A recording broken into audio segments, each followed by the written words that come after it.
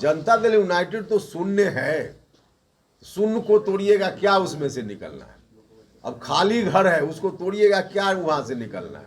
अब कोई टूट फूट का मामला नहीं है ही नहीं, वहां खाली घर है एकदम, तो उसमें टूट का क्या मतलब। अब कोई आदमी, अब देख रहे हैं ना, अब नीतीश कुमार जी के बोलने के बाद भी कोई व्यक्ति कह रहा है कि हम जो कह रहे हैं वह सही है। तो अब सर्वमान्य नेता कल तक जो बोल रहे थे लोग, अब उसी पर प्रश्न चिन्ह लगा रहे हैं, तो जनता दल यूनाइटेड क्या बचता है। नमस्कार, आप देख रहे हैं न्यूज फॉर नेशन और मैं स्वाति पांडे आपके साथ। अरे जदयू में कुछ है जी, जदयू तो अब शून्य हो गई है, तो टूट फूट का तो कोई सवाल ही नहीं पैदा होता है। जदयू में कुछ बचेगा तब ना टूट फूट होगी, और शून्य को तोड़िएगा तो क्या निकलेगा। शून्य हो गई है जदयू, ये सारी बातें आरएलजेडी के राष्ट्रीय अध्यक्ष उपेंद्र कुशवाहा का कहना है। दरअसल उपेंद्र कुशवाहा जब से जदयू का दामन छोड़ दिए हैं और मुख्यमंत्री नीतीश कुमार का साथ छोड़ अपनी खुद की पार्टी बनाने की उन्होंने ऐलान कर दी है और आरएलजेडी जिसका नाम भी दे दिया है, तब से उपेंद्र कुशवाहा अब खुलेआम मुख्यमंत्री नीतीश कुमार और जदयू के राष्ट्रीय अध्यक्ष ललन सिंह के खिलाफ अब मुखर रूप से बढ़ते और बोलते नजर आ रहे। उपेंद्र कुशवाहा से जब सवाल पूछा गया कि जदयू में क्या टूट हो रही है, तो इस पे उपेंद्र कुशवाहा जवाब देते हैं कि शून्य को कैसे तोड़िएगा आप, जदयू तो खाली घर बन चुका है, जदयू में कुछ बचा है जी।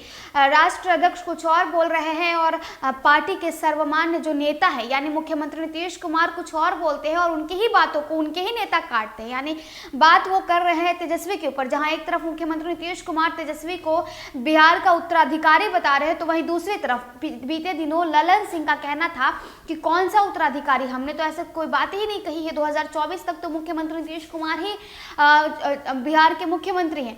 इन सारी बातों पर अब देखिए उपेंद्र कुशवाहा की प्रतिक्रिया सामने आती है और वो कहते हैं कि जदयू में अब कैसी टूट, शून्य को कोई तोड़ सकता है, खाली घर को कोई क्या तोड़ सकता है। तो देखिए प्रेस कॉन्फ्रेंस के वक्त उपेंद्र कुशवाहा किस प्रकार जदयू में टूट को लेकर अपनी प्रतिक्रिया देते हैं मुख्यमंत्री नीतीश कुमार, और साथ ही साथ ललन सिंह पर किस तरह से हमलावर होते हैं।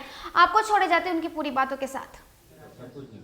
देखिए, हमने तो बार बार कहा है, जनता दल यूनाइटेड में अपवाद कोई हो सकता है या निजी स्वार्थ में कोई नीतीश कुमार जी के उस निर्णय का समर्थक हो सकता है।